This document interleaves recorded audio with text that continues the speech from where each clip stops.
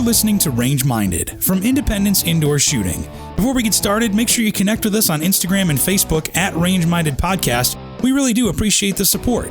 This is episode 110, where we talk about some of our dream guns, guilty pleasure guns, and the firearms that got away, with special guest Nick Hoffer. As always, thanks for listening, and we hope you enjoy episode 110 of Range Minded, the dream guns and the guns that got away. Hello and welcome to Range Minded from Independence Indoor Shooting. My name is Mark Long, and I am joined, as always, by... Hey, Steve Zimmerman. In the flesh this time. In the flesh. I had to come to town and pick up some goods for Father's Day, and I figured why the hell not make an episode out of it. That's a good excuse. Yeah. It's Father's Day, so I need to buy myself some things. Don't tell my wife.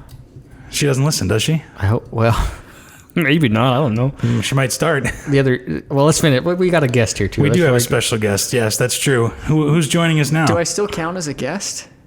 I think you probably take the cake as the most frequent. The most frequent guest, so like recurring guest. We might as well just put his name on the chair. I wonder if they can guess who I am without... I haven't even said my name yet.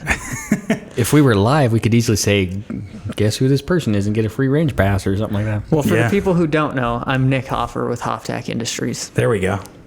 And he's kind of a big deal. Kind of a big deal. If they don't know, tell us what Hoftac Industries is all about. I'm only a big deal in small circles. So hey, if you fill the circle, that's all that matters. Exactly. So Hoftac Industries is a small brand holster company, specialize in OEM work for other companies, as well as now we have our own holster line. So yes. And then I think, January or so when I was on, I talked about our Holster Academy, which we're working with 3 companies now. That's going to take a little bit longer to grow than I expected, but... It's still happening, though. It's still happening. We're still building content, and I'm actually working with 3 other holster companies to get them going. And then we have some OEM stuff with some bigger companies, and now we just launched the H1 holster line, which is live on the website. And we can maybe talk about that in a little bit. But yeah, they look good too. Yeah, it's working out really well, and people responded really well to it. So nice. So staying busy as always, sounds like. Yeah, but more focused now. A lot more focused. Cool. I only have one business at the moment, so. Well, I'm sure you'll find something else to do. No, I got a good 3 months worth of focus left in me on this. Until you go to something else. So, no, it's good. I'm glad everything's going well. Yeah, maybe we'll dive into that more later. Yeah, we need to. Talk about it. But today we are talking about kind of more of a lighthearted one, I think. Talking about guilty pleasure guns, guns that maybe that got away, deals that we had, or maybe guns that we shouldn't have sold.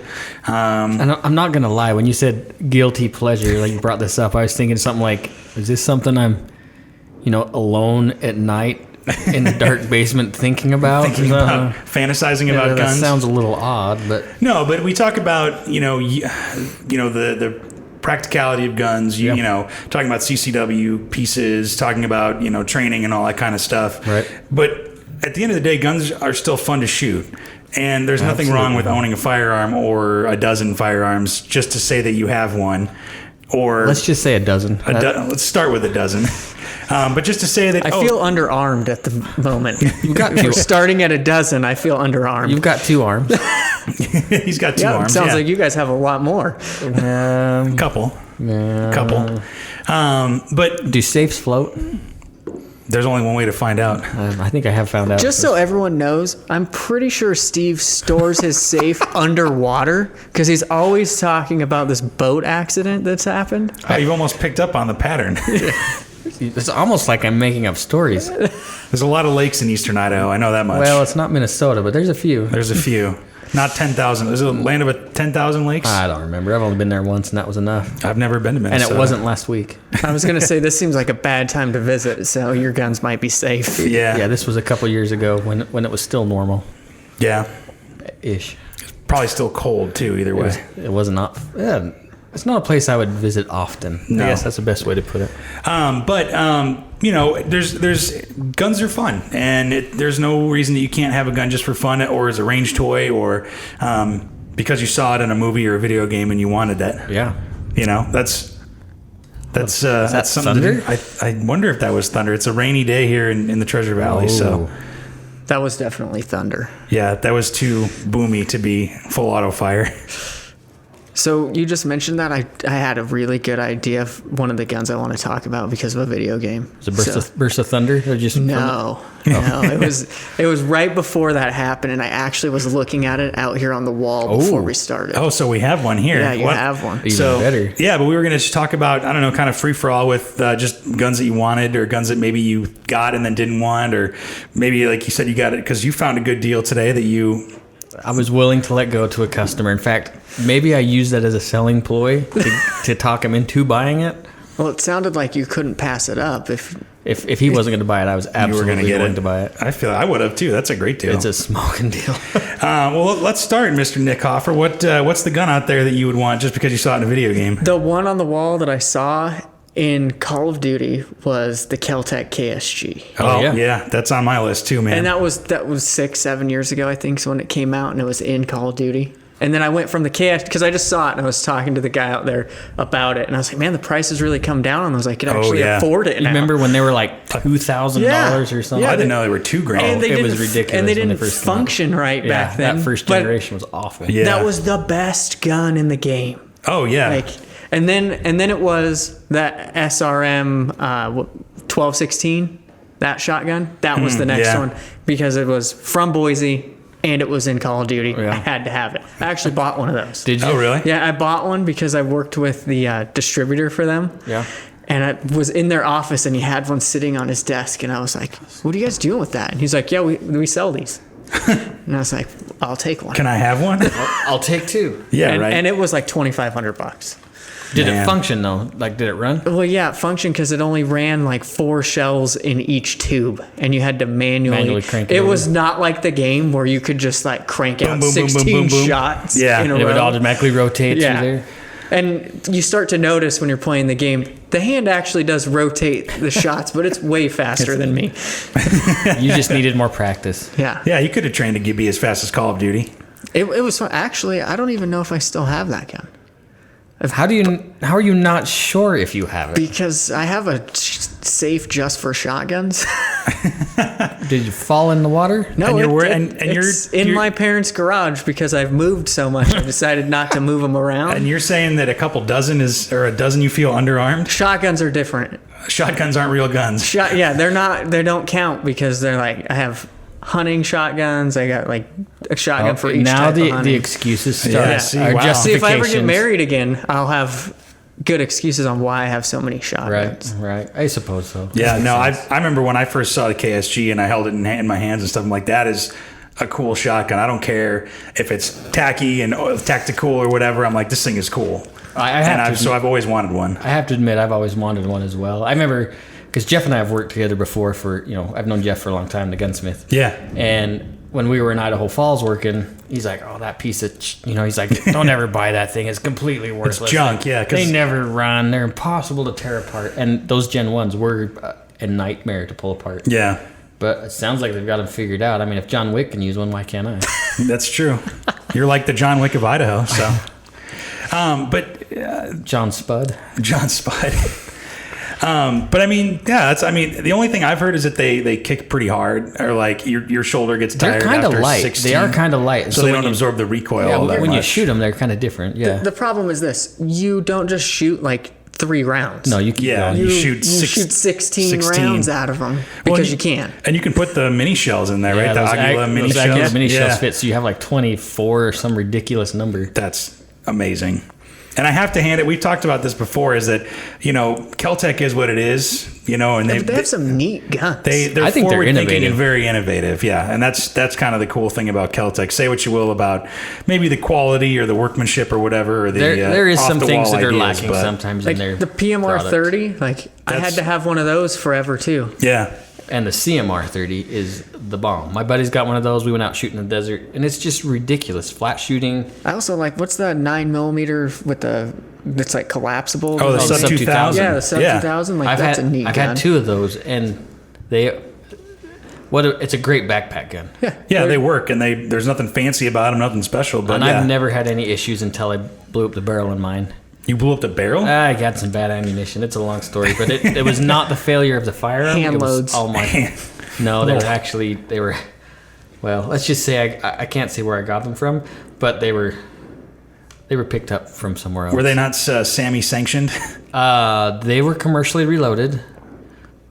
How do I say this delicately without getting myself in trouble?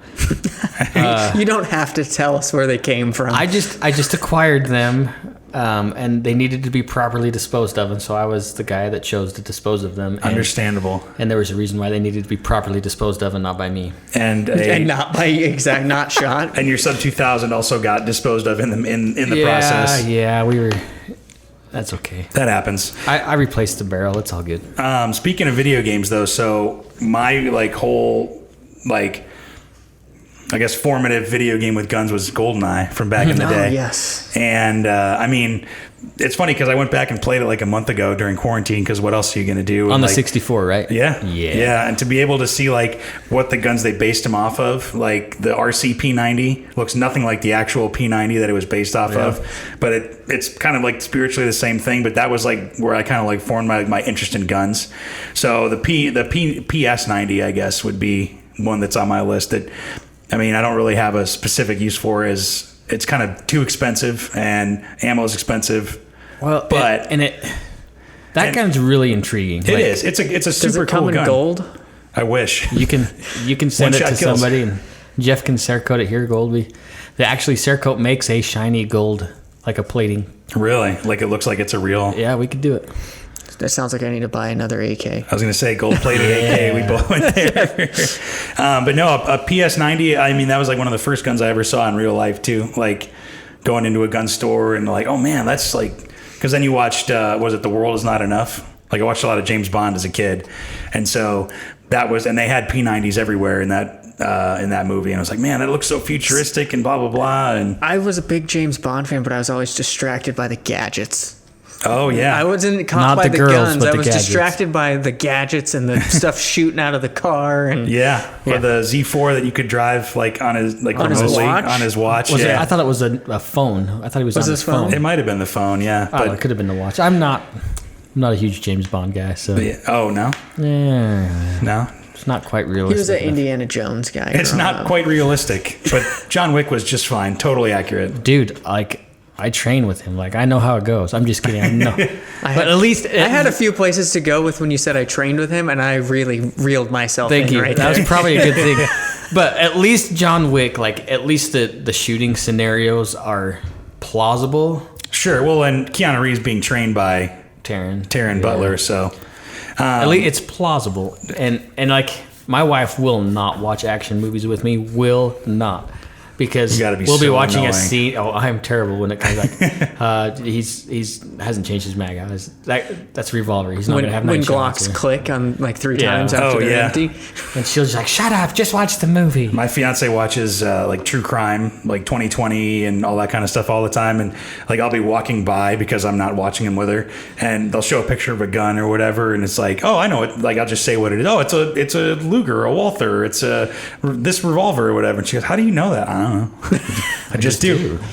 But yeah, no, a P90 or I guess a PS90 would be a good. But that's the thing is, you have to buy it, and then if you want to have it, do it right, you have to SBR it. Yep. And it's expensive as it is. It's $2,000 I think for, or maybe $1,500 for a PS90. I can't remember what they're, and they're probably going up in price. It is a really cool gun on how it functions, and field stripping that gun, tearing it down completely down is ridiculously simple. Yeah. There's a button underneath the magazine, you push it and it comes into 2 pieces, and then you can pull the action out of the back. It's ridiculously simple, which is amazing for how the gun functions. Yeah, well, and the compactness of it is is really cool too. So, but and I'm pretty sure the Secret Service is running P90s. I think so. Yeah, I remember hearing about that. I know they were talking about doing vectors, but the capacity on a P90 is ridiculous. Yeah, because it's a 50 round mag, and I mean the 5.7 is a pretty cool round. We've talked about that before. So lots of knockdown power, stopping power, stopping power. I feel left out of this conversation because I've never shot one. We can fix that. Do you guys have one at the range? We have a full auto, yeah. Okay. Yeah. Well, that's the only way I would want to shoot one for the first time. And it's the right way to do it. That's the other thing. Have you shot the P90? Yeah. So the trigger is extremely weird on full auto. So you can go single shot. So it's bam, and then you're like, well, what the hell? What's going on? You have to pull that trigger all the way back before it rips open. So it's almost 2-stage for full auto? It is. So you can run it semi in full auto mode if you know how to trigger discipline. But yeah, you got to pull all the way back, and then it rips. And then it goes, yeah. But it's compact, and it just sits there. I think that's the most easily controlled auto I've ever shot. Not that I've shot all sorts of autos, but it's very controllable. It's super easy. And yeah, you could throw that in, any of our backpacks or whatever, easily. So, and 2 mags, and then you got 100 rounds right there. And so maybe one day, if I can get over the price. Yeah, or I can look my fiance in the eye and say, FN's always proud of their product. Yeah. So. That is true. But, oddly enough, a 5.7 is not something that I would ever want to get. No? I get the appeal of it, but it just never. Do they do that in any other caliber? The 5.7? No, the P90? The P90. No, not because of how it functions. There's no way. Yeah, I don't know. I just 5.7 pistol never really. I guess if I had a PS90 and then it's I want to have use the interchangeable ammo, that would make sense. And but you can get the Ruger 5.7 now too. That is my. It's not a guilty pleasure. That's going to happen. That's your next gun. Yeah, those ones are fairly affordable too. They're they're what $700-800 well, compared to the 5.7 that's $1,300 or something. Yeah, it's not. It's about half the price. But that Ruger, did you? So I've shot one. I haven't shot one. We've had one come through the store, and one of the customers bought it. I just happened to be here. Yeah, and he let me rattle off a magazine through it. That is a sweet gun. Oh, I bet it's got to be super smooth. Yeah, and the price point makes it that much better. Yeah. Well, that's the thing is I like to tell my fiance most of the time if I'm gonna spend over $1,000 on a gun, but I got to take those as they come. Yeah. So yeah, I don't even bother at I won't do it because you just know the consequences. Yeah. Well, I was trying to buy a $6,000 gun just a few minutes ago. I was trying to sell you a $6,000 gun. But he wouldn't come down $50 on the price. So. Oh, no deal then. Yeah. Well, and I told him he had to buy me actually one of my dream guns that's up there on the wall. A $6,000 gun? Which one? Which one were we looking Axial at? Precision out of Boise. Oh. It's a nice gun. Yeah. Well, $6,000 nice. Well, yeah. I don't think any of those precision rifles are cheap, so. Oh, the Ruger. That's probably why I own 3 of them. Yeah, there you go. Right. So what is a guilty pleasure? I've wanted one not just because I play video games too, but those SVDs in 7.62 by 54R. Oh yeah, that would be pretty cool. I want one, and we happen to have one at the store, but it's not coming home with me tonight. Well, those are really expensive, aren't they? Yeah, that one's I think almost $2. Yeah, that's a fair amount. But that cartridge, that 54R cartridge, that's a formidable round. It's been around 100 years, and there's a reason why. Yeah, that's the same caliber that those Mosin Nagants are in. Yeah. Yeah, that's a powerful round. Well, and some of their heavy machine guns are in 54R too. So yeah. There's a reason. Yeah, because of the PKM, I think, or something like that is I think so. 54R. Yeah. And I don't know what it is about that SVD, but just I have never shot one, so maybe it's a piece of junk. I'm gonna have to look at that when we go out there. Yeah. I doubt it's a piece of junk. It looks cool. It looks Cold War cool, first of all. And it's been in a Russian,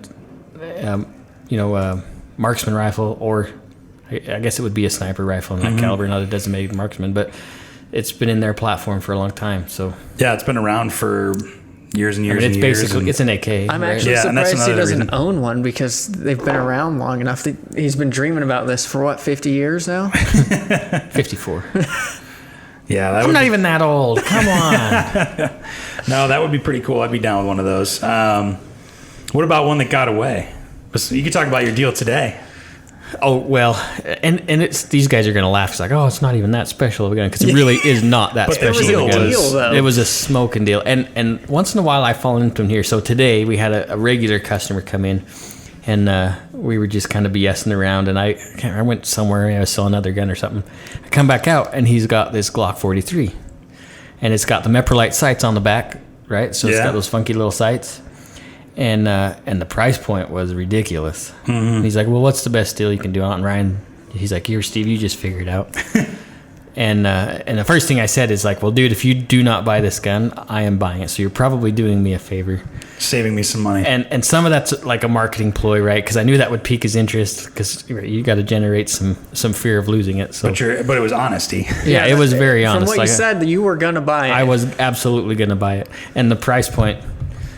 I guess we could talk price. Like we picked up that gun. Hang on. So what you're saying, that there's some good deals to be had here at the range? Yeah, there's still some good deals, and inventory's low right now because a lot of people are buying even used guns. Like I was really disappointed to see how slim the used rack was, and I really don't know how that gun got past my point of view, because first thing I did when I got here is look at the used guns. Yeah, I haven't even taken a lap yet to look and see what's around there, but and it looked empty. Yeah, there's not much. Anyway, so he picks up this gun, and we gave him a good deal. Like I sold him that gun for $250. That's a good deal. I think I told you can't even buy the mag bases for $150. Yeah, it came with the Meprolite sight. So if you guys, what's your $80 anyway? I think $100 normally, and then 3 Hive base plates. Those are $150. And then the gun itself. That's a screaming And deal. it had a pretty crummy stipple job on it. So I was just going to resurface the stipple job and I'd probably turn around and sell it. Or maybe keep it with the other 2 I have in my safe. Honestly, I don't need another 43, but that one definitely got away today. Yeah. That's one that I would have probably bought another 43 for that price. I would have bought a Glock for that price. My first Glock I would have bought for that price. You still don't have a Glock? No, it would have been a smoking deal, and it's honestly probably better that it got away. I don't think my wife's listening, but I spent a little bit of money yesterday anyways. So it happens. There's some other stuff I got to build, so I bought some parts for my other build that I'm working on. Other projects. Yeah, I only really have one that got away. Is somebody was offering to sell me a Smith & Wesson Model 10 in actually like really nice condition. Really?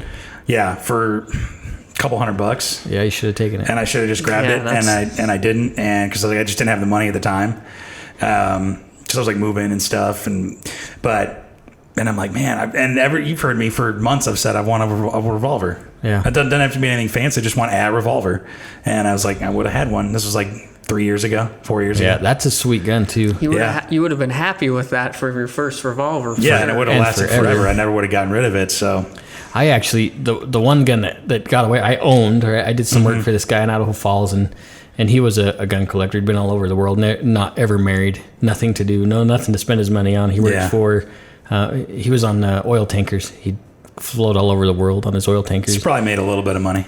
And no matter where he went, he would find a place to buy guns.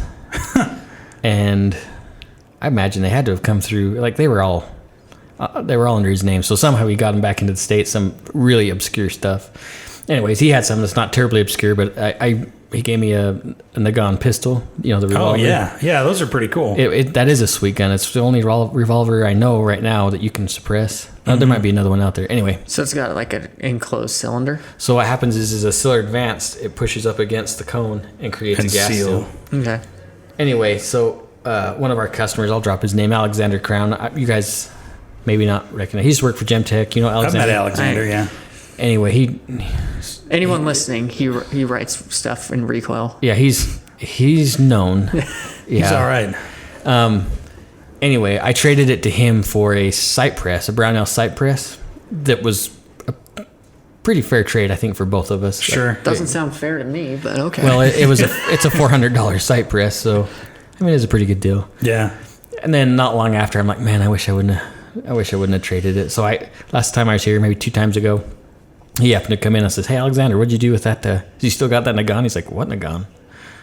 Like, I traded you a gun. He's like, oh, I don't know. I'm pretty sure I got rid of it. And it hurt my feelings because he didn't even know. I'm like emotionally connected to this gun. Yeah. And he's like, I don't care. I just got it. Yeah. Well, that's one man's, trash is another man's treasure, He was going to suppress it, and then I wanted to shoot it. And he probably did. And he probably shot it and reviewed it and then got rid of it. Yeah. And that was that. And that gun, it's impossible to have a 100% gun, right? But that gun was probably 80%, 90%. It was a clean revolver. Right. And, oh well, what do you do? Yeah, because, those things come up every once in a while. I was going to look it up, but they don't really come up much anymore. No. Not as much as they used to. No, they used to be in surplus, right? Yeah. But now they're harder to find because people want to dick with them. They want to cut them up. Yeah. Well, because you used to be able to, get a Mosin Nagant and then a Nagant revolver. and basically be in the Red Army. Yeah. No big deal. Well, I bought mine a gun 18 years ago, 20 Yeah. years ago. I paid like $70 for it. Yeah, and then when you can get The rifle, yeah. That's when I Yeah. got my first squirt gun Yeah. 20 years ago. Were you even born yet? wow, Barely. Even I don't try to make Steve feel old. Barely. That's all right. Well, I mean, he's talking about he bought his first gun. I didn't say it was my first not gun. first gun, but first gaunt 25 years ago. No, it wasn't. I said I was 18. 5. Come on, 18 or 20. I can't remember how long. It wasn't 25 years ago. I was Yeah. running around with a cap gun. Nice. Wish I could have bought my first when gun you 20 could- years ago. Back when you could run around with cap guns Oh, and yeah. shoot them and And not not get get in shot trouble. for it. Yeah, I remember having and you would put this like the sheet of caps in there. Yeah. And it's actually pretty loud. The little. So I bought the little. I've been messing with this J-frame geez. blue gun that we He's have. throwing here. stuff around here. And you used to be able to buy the little revolver that you could put the little cylinder caps in. Yeah, there's a little ring of 6, and you could put it in the cylinder So and I go bought pop, some pop. of those for my son a while back, and 1 out of the 6, and every single one worked. Well, nothing's quality anymore. I know, but I was so disappointed because I bought it, and he's like, "What's this, Dad?" And I'm like, "Oh, you don't know about the cap A cap gun? Yeah, they don't have those anymore." anymore. I was so excited about it, and then he got it. He's like, "This is garbage," and he like threw it down. On Those the are ground. those Thanks, for us Dad. that grew up on them. Those are those things you can see the object and smell it. Yeah. Oh, Like, yeah. remember that And smell. you can hear And yourself hear the running crack. around with the cracking of the cap gun. Yeah. Or because they had the circular like revolver style ones, and then they then had the paper ones. Remember? Yeah, the Yeah, Where it they was like fed a, from the back, and it like rolled up as you shot them. and you had like a 50 of them or whatever, because it's probably actual like some sort of like the pop, yeah, the same something. stuff in the pop caps or whatever you call Something. them. Some of them were loud I'm too. gonna go Yeah, on a cap yeah. gun mission. You get it. Oh, you had a cop gun now. You get the cops called on you easily. Yeah. You imagine? I should supply all the kids in my apartment complex with cap guns. You'll get evicted. Who got all these cap guns? I don't know. I think he's an arms dealer. I'll tell you what. One gun that I was happy to sell though was I built a 7.5-inch AR in 5.56. Shot it like 3 times. And I'm Seven and a like, half, huh? 7.5-inch barrel. Yeah. Did you just like fireballs or? Well, I was like, I just want a really compact. This is before I really knew what I was doing too. I was just like, man, that looks cool. I think, why not? Before you because at least for me, like I didn't get into the ballistics part until like I got more seriously into guns. So you realized that you were good for 3 yards with that gun. Yeah, and it was loud. Hey, if and it keyholes, who cares? it goes through. Yeah, but I just like, you know what? Nah, I'm not gonna mess with this. So now I build one maybe in like 300 blackout now. Well, look at the PDX though. That comes in 5.56, doesn't it? It does. It does. It does come 5.56. And that's like a 4.5-inch barrel. Yeah, but there's also that big hate break on there that helps quite a bit. Speaking of short barrels, I've been seeing on Instagram lately guys making 3-inch 9mm barrels for those ARs.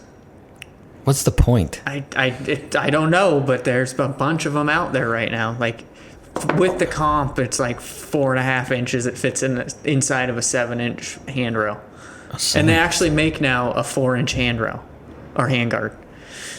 I guess that's it's crazy. a backpack PDW or something, and if you're familiar with the AR platform, it just carries over. It's a But legit pistol in a full in a full. AR I guess it'd be cool if you did like a platform. Brent upper or something that didn't have a tube. sure, They're big right now, so. yeah, it's weird to see the trends that come and go. I mean at that point, I guess that's a little shorter than a pistol barrel, but you're not getting any rotation almost because once you finish the chamber, Yeah, there's no way that it stabilizes in that 3 inches. Yeah. But if it's close enough, I would not want to get hit by it. So I guess I wouldn't want to get shot by it now. Yeah, you're right. I don't know if you're a bad guy and someone pulls out a AR that has no barrel, if you kind of get more nervous than when they pull out the Glock, or if you just go, what is that? I guess it depends on how into guns you are as a criminal. Yeah. or the good guy's face. Like if you're watching his face and he's got this, you just open the wrong door face. Then I guess. Yeah, I don't know if there's a more of a fear factor because it's an AR platform or less because it has no barrel. I don't know that. Honestly, I don't see the point. I mean, that's like almost the entire chamber. Well, at that point, I'm like, why not just carry a pistol? like a Glock. Something that you can actually carry. And then you could just carry like a 30-round magazine in your backpack and carry the gun on your hip if you really wanted to have the capacity. Well, you could go right back to the Ruger 57 and have more velocity out of a handgun. Yeah, that's true too. And then what's the capacity, like 20? Yeah, something like that. Yeah, pretty hefty. Yeah, if you do the 5.7, the FN, you can get 30-round mags. Right. So, we talked about video games a little bit, about movies though. Like, what's like a movie gun that you saw that you were like, I need this, or like it's a dream gun? a movie gun. And not John Wick. Well, that just pretty much Yeah. uses it. That's probably every gun ever made. Basically, you could probably attribute to John Wick. Well, he had. If you've seen all three of them, Yeah, he uses a wide variety, he sure does. He and doesn't he carries discriminate. 14 guns on him at all times. So including an HK. Yeah. In the beginning, yeah. Yeah. But I digress. if I had to Let me choose think about something that. from that movie, it'd be the dog. It wouldn't even be the guns. It'd be the Mustang. I'd take the Yeah, dog seriously. over the guns. I remember when I saw Die Hard, and the AUG was what The caught Star my AUG. eye. Yeah, the Yeah. AUG was like, man, that thing looks like, I don't know, I guess I have a thing for futuristic guns. Things that look just completely out of this world and that like just don't even really look like guns. They almost look like fake guns or whatever, between the P90 and the AUG. Well, yeah. and I have shot an AUG, and Oh, really? and they do shoot nice. Like they function just fine. It's an interesting gun. We used to have a used one here for a little while. Yeah, there was one on the used rack for a while. Yeah, it didn't stick around for long. It only counts if it's green. I think it was gray. Was it gray? Yeah, it was gray. Because anytime I think of that gun, I think of that like army green. So like, Yeah, and the original scope on it too that they have on it. yeah, the Pencil Yeah. looking scope. Yeah. Now I gotta think here. What's you're talking the AUG off of? What was yours? From Die Hard. Yeah. AUG? No, his was the AUG. Have you thought of something off of a movie? Well, not off of a movie yet. Mine was my first gun was the KSG. The Right. one was from video games. But Yeah. you watch movies, right? I do, but here's the thing: the whole like gun thing for me didn't start until like 10 years ago. So all the movies I watched before that, I wasn't fascinated by the guns. They weren't the focal point like they some of weren't, us. like, yeah, that wasn't like the focal point for me. But when it comes to like guns and movies or TV shows, like if I had to like pick one right now, it would be the Python from Walking Dead. Yeah. Yeah, there you go. Like- See that's a good one. Yeah, that Yeah. is true. That I had a chance to buy. There's another gun that got away. Oh, I did like- have a chance to buy And a it would Python. have to be like the nickel with wood Oh, yeah. grip. Absolutely. Oh yeah. Yeah, Absolutely. you'd have to do it exactly the With a same. 6-inch barrel. Yeah. Yeah, absolutely. I don't know why, but like when I watched that and watched him walking around shooting that gun, I was like, that is the worst zombie gun ever. But it is so cool. They are sweet. Yeah. I would not. No offense, but I wouldn't buy a new one. I would not buy a new one. Oh, the new one. Yeah, we talked about Didn't that they before. just start producing them again? Yeah, they reproduced them, and they're having issues with them. They've taken out like 28 parts out of the action. Really? Yeah. It's not the same. Yeah, and there's not that same handmade like. No, they're not hand fit anymore by any means. So I like to watch a lot of westerns. So Okay.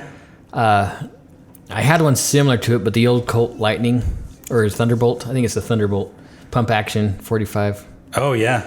Man, that's a cool gun. That'd be cool. I had the Taurus version, which did not function the same. Who'd have thunk? It was a good knockoff, but it's no Colt. And I really, really want one, but they're really, really expensive now. Yeah, they cost Like cost a little bit. $3,000. Yeah, see, that's a lot of money. So Yeah, that's a lot for a revolver. no, it's a pump action Oh, what you're saying. rifle. Yeah. Yeah. And they're just cool. They're super cool. The only pump action rifle I had was in 22. Is that what you're talking about? It's similar to that. Yeah, similar setup. Yeah. I remember one of my friends growing up. He had like, I don't even know what it was. It was a 22, and it was a pump action. We used to shoot ground squirrels out of his kitchen window in the horse pasture. Nice. And then his parents would come home, and we'd clean all the brass up, put it back in the closet. Yeah, I think the first rifle I ever shot was actually a pump action 22. Yeah. Now that I think about it, They're a lot it's of cool. fun. Yeah. Yeah, and it's a completely different feeling when you're running a pump action. It's not like a pump action shotgun because there's not a lot of recoil associated with it. Yeah. They're fun. Yeah, well, it's like lever guns. I mean, those are old guns, but those are still fun. I mean, those are in Western movies all the time, or Jurassic World or whatever, you know. Chris Pratt with the Henry. Yeah. Those would be cool to have. My first hunting rifle was a 30-30 because I liked it from the Western movies. And I had the saddle ring on it. Yeah. So, yeah. Yeah. Or like lever action shotgun, like Terminator 2. We have one out here, just like the one on Terminator. Can you flip it through your armpit? I could not personally, no, but while you're riding your motorcycle. Oh, that'd be sweet to try. That's the only reason to actually have. If you're going to have a pump out or a lever action shotgun like that, it's just you have to do it that way. So there's no other way to do it. Yeah, it makes me think of John Wayne and his carbine that he shoots in It's not Cahill. Brewster Cogburn. Oh. Have you guys even? I'm not. I need to get on the westerns. I love westerns, but I couldn't remember what was in them because it's been so long since I've watched them. Yeah, I'm a Clint Eastwood spaghetti western fan. I love those crappy spaghetti westerns. Yeah, I've not watched a western in a long time, but yeah, that's another dream gun. Like I'd take his 6-shooter. Oh yeah, his single action in a fistful of dollars any day. Yeah, any day of the week. Do you own any black powder pistols? I do not. I'm surprised because it's too much work. There's also that. See, I own one, but I've never shot it. Yeah. I think I got it on some sort of a trade. And they're cool, like the old cap and ball or like a Colt Navy. They're sweet and they bark, but it's just too much work to keep them clean. And yeah, I feel like you wouldn't want to use them as like shooters. No, you know, maybe once a year. While. Yeah. Yeah, but just imagine riding through the desert on your horse, and you're gotta shoot behind you, and then you gotta stop. Load those back up. I'm good. Yeah, just riding through eastern Idaho John on a Wick horse. didn't use I think one. that's I don't what you need should one. use for home defense. Black powder revolver. Well, just the smoke inhalation might be enough. Yeah, everybody's gonna go down with that. What about like guns from like history? Like for me, M1 Garand has been on my list forever. Like I have no appreciable use for one other than like the fact that it's like, you know, the gun that won World War II basically. For me, it's the M1 carbine. Oh, really? Oh my gosh, that's a fantastic gun. Those are cool. But I don't want the reproductions. I want an like original International Harvester or was it IBM? I think made them for a little while. Yeah, I want one of the original like issued. A real war produced. I want a wartime version. Yeah, and people are extremely proud of them. So that's probably not going to happen. Yeah, if I were to get an M1 Garand, it would be like one war production kind of deal. And if I really could, like going off the walls, like a Thompson submachine gun. But that's next to impossible. And the ones that they make now, I heard, are not good. They're not. I have the one that's in the what is that? The guitar case. Oh, you have that? I have one, but the mags don't lock in. They don't run quite the same. Yeah. So our Thompson here. Yeah. We somewhere Jeff located a matching receiver set. So what happened in the 20s and 30s is the feds were just cutting them up into pieces, like they were using cutting torches or whatever they could. Yeah, anyway, just destroying them however they could. We were able to find 2 pieces of the receiver that met close enough, and we welded them back together. We had it remachined and then produced it into the full auto. So it's an actual whatever 1921 Thompson or whatever. Yeah.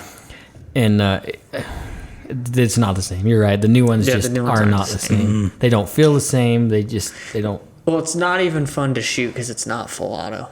Yeah. Like if you've watched movies and like seen them on TV, like it doesn't even like give you the same. No. Like, oh, this is cool. Like I took it out of the case. I was like, oh, this is so cool. And then I shot it and I was underwhelmed. And I hate it when you get a gun and you're underwhelmed. Well, and they're so stinking heavy. Like, well, and that yours probably has the long barrel on it too, right? And I had stick mags. Yeah, I had the long barrel and had stick mags, not the drum mag. Not the 50 rounder. Yeah. So it didn't even look right. So you're just like way underwhelmed when you shoot. Yeah. Yeah, see, I would want the M1A1 version, like that they carried in World War II, like with the stick mags, with instead of the foregrip, just the wooden handguard. Like that would be. Mine has the handguard. Oh, it doesn't really? Have doesn't have the little broom handle foregrip. thing. Did you ever? So I don't know if you guys played Xbox when you were kids. Was it even around? Xbox? Yeah, the original Xbox. Yeah. So we were around for like Super Nintendo. Dude. Okay. Well, I don't know about you youngins anymore, but did you ever play Brothers in Arms? I don't remember. Oh no, Band of Brothers. No, but I played Medal of Honor. That was where same. Brothers in Arms. That's what it was. Brothers in Arms. World War II. It actually followed an actual it was about an actual unit or an actual squad. Oh, okay. And so it kind of went through their battles. Anyway, when it comes to World War II guns, that is one of my most favorite games because you have the 03A3 and then you got the carbine and you got the Garand. Oh, not the Garand, but the M1. Yeah. Man, that game was fun. The Mauser, I want a Mauser. We just sold a K98 today. Oh yeah, that would be cool. Man. Those are still pretty. I mean, they're not cheap as they used everything's to be, gone up, but yeah, that would be kind of cool if you have all of a Garand right below a Lee Enfield, right below a K98, right below an Arisaka. Or what is that? I think it's what it is. I'm taking notes on all these. I'm going to buy the 22 version of all these because that's where all the there is a 22 version of a carbine out there. Yeah. I used to go to Red's Trading Post in Twin Falls, and they had all of the different 22 replicas on one end of the gun counter, and I think I bought a couple of those. I've never been in there. You've never been in Red's Trading Post? I tried to find it one time. I couldn't find it for some reason. I got lazy. It's on the south side of of town now. So. Yeah, I got lazy. I hate Twin Falls. No offense if you live in Twin Falls. What's wrong with Twin Falls? Once you cross the bridge, it's like, man, what's wrong with this place? Got to get out of here. And notice none of Twin Falls is on this side of the north side of the bridge. So. That's true, and I like to drive over the bridge just to watch people randomly jump off. It used to freak me out at first before I realized that they were using barriers. I was drove over one day and there was 3 people just jumped off. Really? And I was like, what the They're heck? base jumping? Yeah, base jumping. They come from all over the world to base jump there because it's the only place that it's legal. So we built, was it, not the Texas Roadhouse, there's some restaurant on the... It's like Applebee's or something. Maybe, right there on the side of the cliff. Yeah. And one time we were coming to work and there was a guy that wasn't base jumping. Oh, just jumping to jump? They closed the whole bridge off. We couldn't get to work. Wow. And they talked him down. But yeah, he had enough. Yikes. That's a long ways down. Yeah, that's a lot of time to think. I was going to say, that's a lot of time to think about what you just did with no turning back. Nope, that's it. Going back to revolvers, though, my revolver just for no reason would be, besides just not the Smith & Wesson, but the Chiappa Rhino, a 4-inch or 5-inch Chiappa Rhino, pull that out of your safe and show somebody that, that'd be a lot of fun. The cool thing about those Chiappas is you see them in movies and they're always the futuristic They're space revolvers, yeah. Well, isn't that what was in Hellboy? He had a... Yeah, he had a Chiappa Rhino. I think he had the longer version, though. And a lot of the space movies, they'll use the little snub-nosed Chiappas and they're laser guns. Yeah. Yeah. And I'm that's a real gun. Yeah. Yeah, no, I think they look really cool and just almost almost like a range toy to have. There's no real practical purpose. I made a holster for a guy that carries one for. And they shoot. Yeah, I think it was 357 snub. It's the size of a J frame, but a lot thicker. Yeah, they shoot nice. Oh yeah, I imagine they have to because they're so huge. It's a strange recoil impulse because you're used to a revolver taking off up in the recoil, but where it's the bottom lug, it's just straight in your palm, and it's not uncomfortable to shoot. Yeah, it probably does shoot really nice. I haven't had a chance to shoot. I don't even think I've held one. Well, they have a really cool grip to them because the handle is not traditional revolver. No, they have finger grooves on the handles. And looking at them, you think, well, that's gonna be awful. Yeah, but they're not. Well, and it's I remember the first time I saw it, I'm like, man, it's ugly. It's just butt ugly. It is. And ugly. every time I saw it, I was like, it's not that. It's almost so ugly. It's beautiful. Yeah, I think the more you're around guns like that, the more you understand it and you go, oh, that's actually kind of cool looking because you see so much of the same over and over. Yeah. Well, and that's you kind of bring up a funny point because you hear people, there's no innovation in firearms, and then when somebody like Kel-Tec or Chiappa comes up with something, that's stupid. Why would you do that? It's a waste of money. I'm never buying it. So you can't have both ways. You can't have your cake and eat it too. Yeah, you've got to at least. I think it just takes a longer time because Chiappas, those rhinos have been around for a while. Yeah, they've been around for a little while. And Kel-Tec, that we're talking about KSG being out for 6-7 years now, and I mean they still don't sell a bunch, I don't think, but at least they're still around. They still make them, so that means at least there's some kind of market for them. Well, and then the people who are talking about no innovation, we're buying Glock replica pistols all the time. And people are making what you're buying. That's like today I was looking at something on Instagram. I think Rainier Arms posted a aluminum 365 SIG 365 frame, and it looks just like the plastic frame. So I was like, well, what do you need that grip module for? Or it looks just the same, except it's twice the weight and more expensive than the whole gun. But people will buy it, and they do. It'll go from there. Yeah. So Ryan, he's got I can't remember the name of it, but it's a modular Glock style pistol. But it's like it's not aluminum, but it's a milled frame, and then it comes with like you can buy all sorts of different pieces. So it's a 19 size frame, but it comes with a 17 module. The Zev ZRD frame. It's aluminum and it's got different dust cover / rail portions for the different links. Yeah, it's kind of cool. But he bought the whole kit, for the store, and it's got like a 19 slide and a 17 slide and a 34 slide. It's a lot of money, but it is cool. Like it's innovative, but it really all it is just a Gucci Glock. That's all it is. That you can interchange. And it's all right, but well, do you think that do you think modular is going to be kind of the way of the future with that stuff? Yeah, I think so. Like people like options. Yeah. But again, when we talk about innovation, like people want different things too. And every year when we go to SHOT Show, like we're always looking for, what's the newest, coolest thing? Yeah. And I guess maybe with firearms, it's hard to create something new and exciting because you're in the same box. You're just changing the shape of the box, I guess. Well, and the thing with that is just like we said, when you come out with something out of the box, people are like, that's dumb. And then when you do something similar, people will still say that, but they'll buy it. Yeah, it's hard to get people to take money out of their wallet for something that's new because, as we all know, we're like, well, we're going to hold out and see how it works out. Yeah. It's cool, but we'll wait. When it comes to something that's a replica or a replacement or just a little bit of a different slide cut, like a different frame cut, we'll drop $500 on a part that the whole gun was only $500. Yeah, but then again, it's trusted, and you've got to, I guess with innovation, you've got to also make money on it. So it's a much bigger risk for people to do that. Yeah. And what's interesting too, then you think about it, like all the old guns, like old Western style guns or old like World War II surplus or anything like that, those are just getting more and more expensive because people still want those. Well, and I think at some point, like a lot of the old boys that have been collecting that kind of stuff, that generation's going away. They're passing away and handing things down to sons or grandsons or whatever. And at least in my perspective, like the grandsons, they don't appreciate what those were. So you'll probably see a slow uptick in the market. Resurgence, you think? And they'll be, the price point might come down. And I'm going to sit and wait for all those machine guns to come back on the market. Well, that is not happening. Man. There's some originals sitting in some collections that are going to start popping up. Yeah, the downside is if feds get to them first, they're going to get cut up. Then they're gone. That is so sad. It's a travesty. Unless some museum or something can pick them up. So I'm looking for that Thompson to replace the one that I have. Going for the real deal, yeah. I can't remember who told me the story. This was a while ago.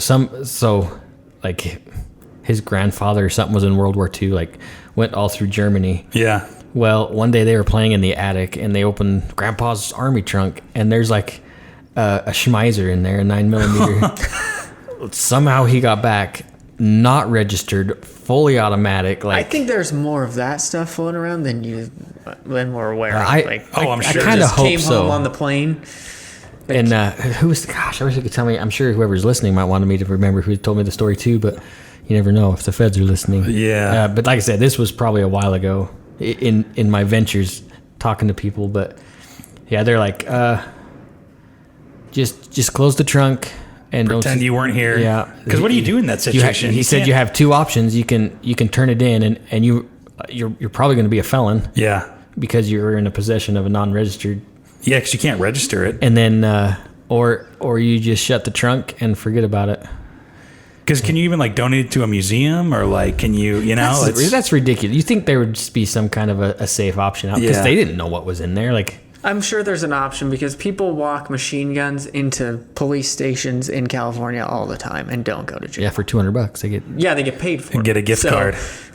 And that's the other frustrating thing. Like people that are trying to do the right thing, they get penalized. Where you could be some thug off the street and here you go. Here's some Laker tickets. Well, and it's the thing is, to me, it's history. You know, it's all part of history, all that stuff. And you know, you've got to either hide it or destroy it, or you know, get in trouble for having it. I don't know. Yeah. And you got to weigh those options. I'll tell you one gun that I really, really want that is a dream gun, and maybe someday I'll get it, is the Arsenal Strike 1. I don't know what that is. And I need Nick to build me a holster for it.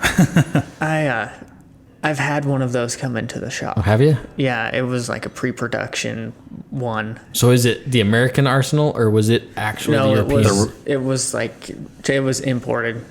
It was when one of the guys that I was working with was doing some import stuff. And, somebody we both know? Yeah. Yeah. And so I did a holster for it, but I waited forever for that to become a thing, and I really wanted to like do some stuff for it, and there's some guns I've just given up on. Well, that was kind of a sad deal because they completely shut down importation of that gun, which is sad because that handgun is amazing. Amazing. I've never even heard of it. So have you seen that Larry Vickers video where he's with the Spetsnaz and they're doing all that crazy stuff? So the Spetsnaz they're running, that's their sidearm. Yeah, it looks very Russian. And it's an amazing firearm. Really? There's zero muzzle rise when you shoot that firearm. Wow. It's a flat Speaking shooting of gun. muzzle rise, did that Hudson pistol go away? Yeah. Yeah, I think that came died. and went.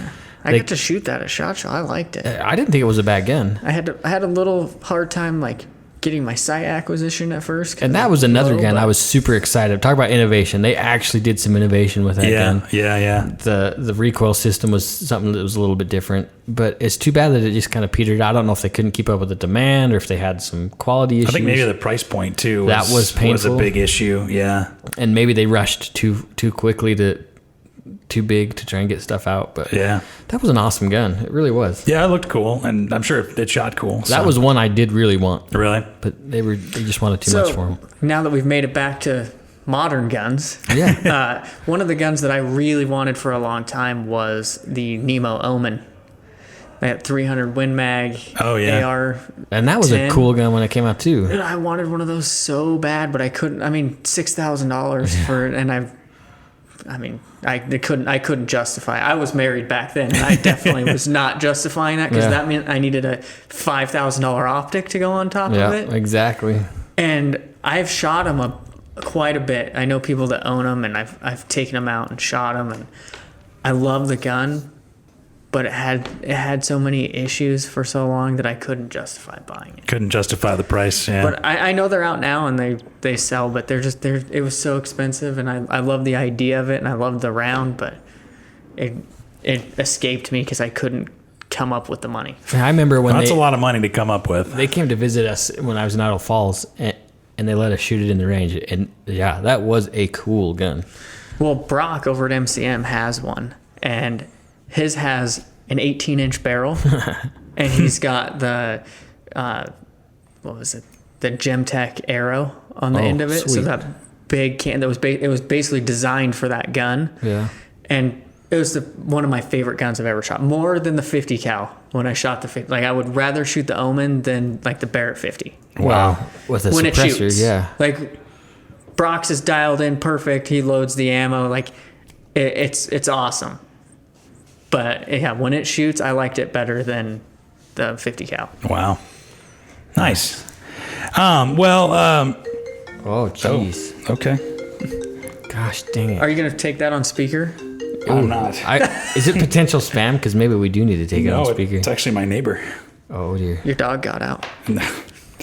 I was gonna say I'm probably gonna close it out anyway, so I will do that right now. Sure. I don't know what to say now. Good thing he has editing capabilities. Yeah, my editing capabilities are way better. So And maybe there's some other stuff that our listeners like. We're like, oh man, why didn't you talk about X or Y? Yeah, Yeah, you should do comments on that. If you have a gun that got away, or a dream gun that you're looking at one day, or anything that we missed, let us know. Podcast@iishooting.com and Facebook and Instagram @RangeMinded Podcast, and let us know. Right on. You guys be safe. Take somebody shooting. Yes. All right, it was great to be on here talking with you guys again. Thank you again, Nick. We'll talk to you next time. Yeah. Perfect. Thanks for listening to Range Minded. Find us online at Range Minded Podcast on Facebook, or send us an email at podcast@iishooting.com. We're always happy to get feedback, episode suggestions, whatever you want to send us, really. And be sure to subscribe to us on Apple Podcasts, Google Podcasts, Stitcher, and pretty much wherever else you get your podcasts from. Thanks for listening, and we'll see you next time.